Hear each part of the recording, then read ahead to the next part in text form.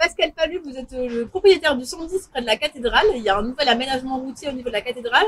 Est-ce que vous pouvez nous dire ce que vous en pensez et comment ça se passe au niveau de la circulation? Alors, depuis qu'ils nous refait fin de semaine dernière, au début très bien, le sens était très bien. Et là, bizarrement, hier, ils sont venus mettre un panneau interdiction de tourner à droite. Aujourd'hui, les voitures ne peuvent plus redescendre.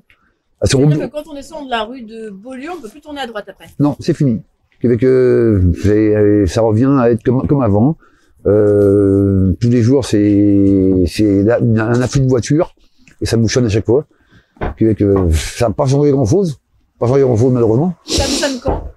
Ben, au niveau d'embauche des écoles, le midi et le soir à la débauche. Qu'est-ce que vous auriez imaginé, vous, comme aménagement Ben, là, comme il est fait, il n'est pas trop mal. À part que, déjà, il faut que les voitures redescendent sur la colonne, comme c'était fait au début.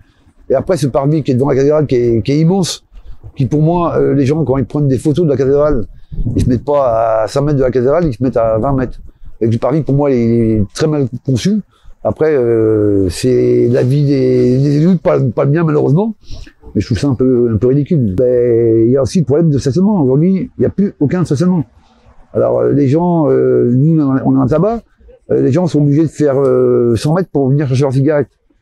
Alors que je pense que pour remonter au tribunal, on peut faire des petits arrêts minutes, et ça gêne pas, il y a la place. Et on peut aussi garder cette piste cyclable qui est aujourd'hui très importante à Angoulême. Je pense qu'on pense pas trop aux commerçants là. Ils nous ont un petit peu oubliés.